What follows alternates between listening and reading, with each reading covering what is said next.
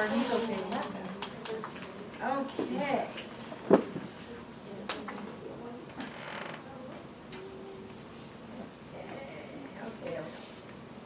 Okay, so in this chapter we're going to talk about the maternal and fetal responses to labor and birth. Talk about what are the premonitory signs of labor, or signs and symptoms that labor is coming or impending.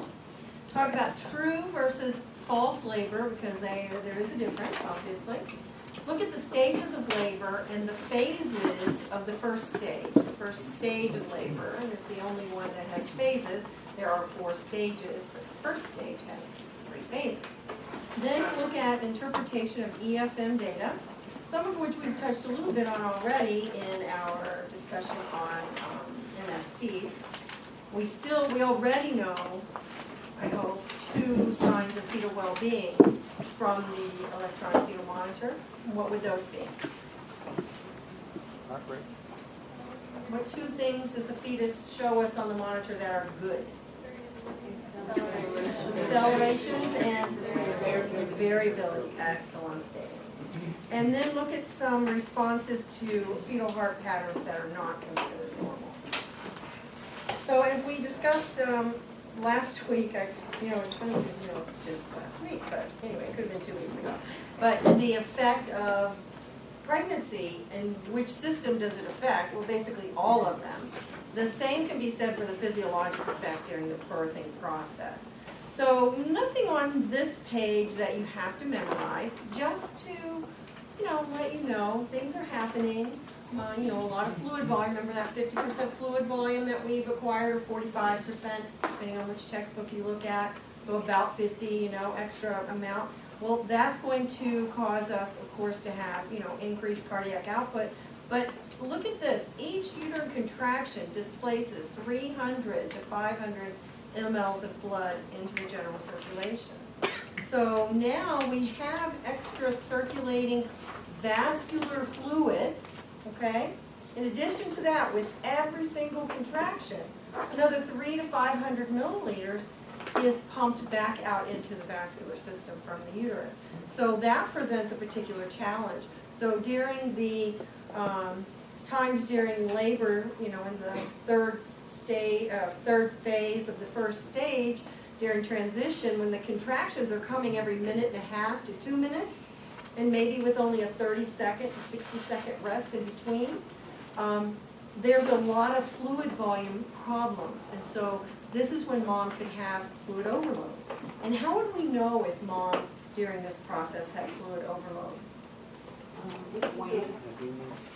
Listen to her breathing, edema. Yes. Yes, but probably we won't weigh her at that point. But absolutely, listen to her lungs for any adventitious sounds of fluid and looking for edema. Absolutely. In addition to what kind of vital sign changes may we see if they have fluid overload? Pulse. Increased heart rate, absolutely. So tachycardia, tachypnea, okay? So that's important. It's going to be more important in one of these other chapters, I think it's 19, when we talk about induction and the use of Pitocin. Because Pitocin is like one of the most powerful drugs on earth. And one thing that it does is stimulates labor or augments labor. That's a good thing. But it also functions as an anti-diuretic hormone. So what's that doing? She's keeping more fluid in. It's an anti-diuretic. She's not diuresing, right? A diuretic makes her do what? Pee more. So it brings more fluid in from the vascular system through the kidneys and excreted in urine. In this case, they're not doing that.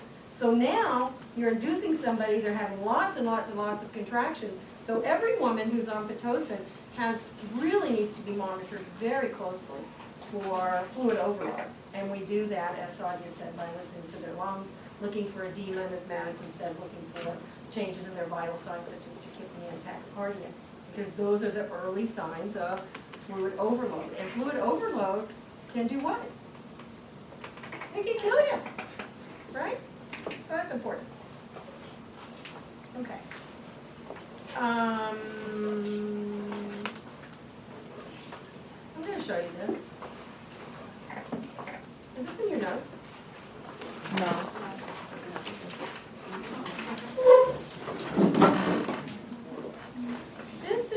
video that gives the view of childbirth from the viewpoint of the mother.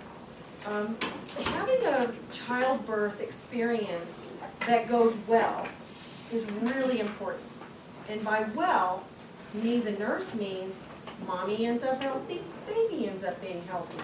That is not what it means to the woman. And the reason that's important is not only because we want to be kind and compassionate to women, but women who experience childbirth in a way that they didn't want to, even if it meets our criteria of good from the medical standpoint, those women are at very high risk for postpartum depression. And postpartum depression affects who? Everyone, especially the baby, okay? So, you kind of full circle drives home the point. So, even though it seems frivolous, let's say, anyway, this computer doesn't like to make me figure it out. It was truly a magical experience. It's not like it is on TV, right, where it just, oh, we rush to the hospital, boom, there's the baby. For me, I just wanted the most positive experience for my daughter and I. Am I going to have that best experience, or am I going to be on the other end of the spectrum?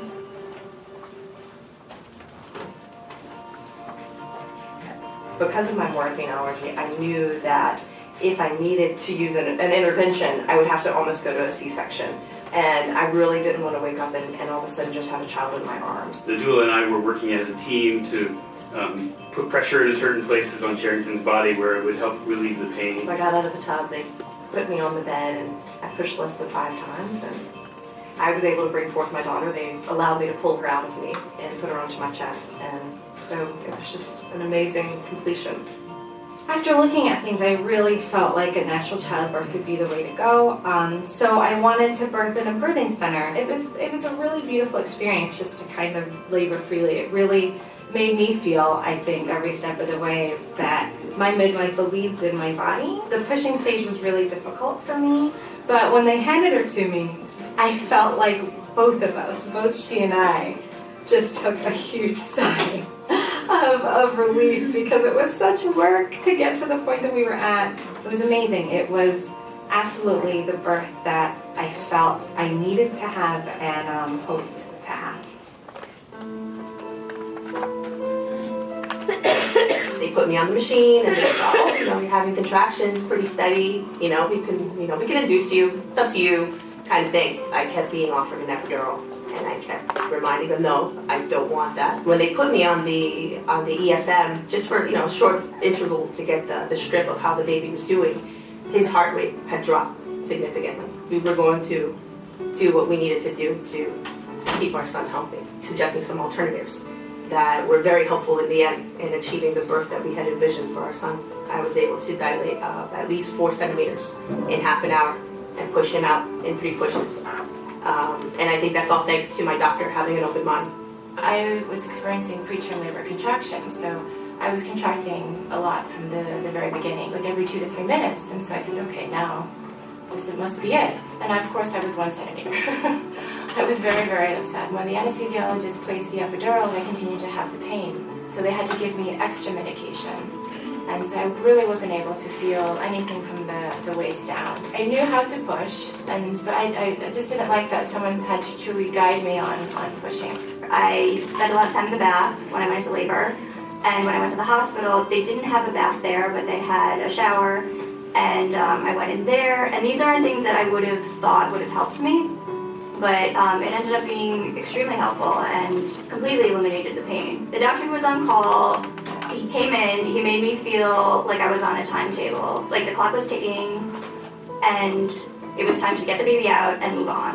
I think in having the episiotomy, it would have been better if we had made the decision together. I remember he brought in the table with everything on it and just started cutting. I wanted to know more. I wanted to say, like, what's the issue? Is there something I could do differently? And he would just say, hold your breath. And he and the nurse would count to 10, sort of like shouting to encourage me along, but it didn't help. I felt really defeated.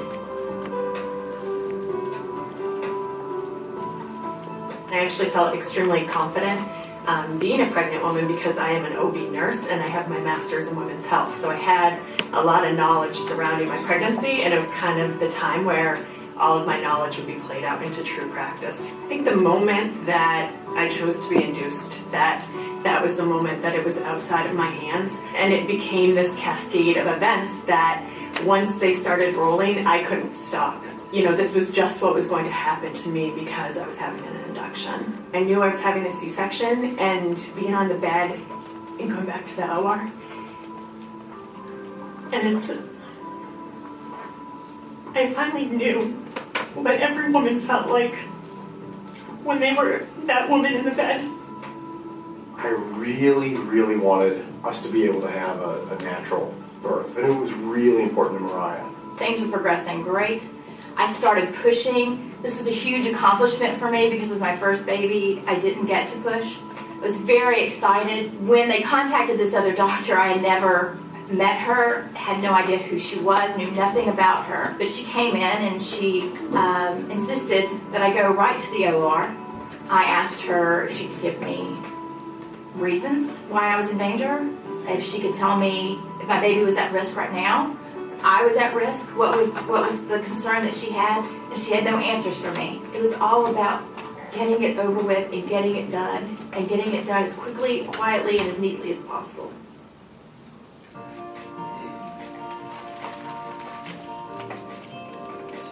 I wish I had known more about recovery and what can happen and how sort of vigilant to be about your body. If you have a C-section or if you have an epidural, you didn't fail. I wish I had known that I could have requested a different doctor even in the midst of labor. There's a lot of policies and protocols that women are unaware of, that these policies and protocols maybe fit a small percentage of the population who needs them, but they're applied to everyone who comes through the hospital door. There's so many options before you get to an epidural. Women need to empower themselves, women need to empower each other, that we can do this. I think it's so important to give our bodies a chance to do what they were created to do naturally. And when you're doing that, you're giving your baby a chance as well. Birth doesn't just happen to you. This is your process. We have to be our own advocates, and that you'd be surprised that when you question medical professionals, they actually will pause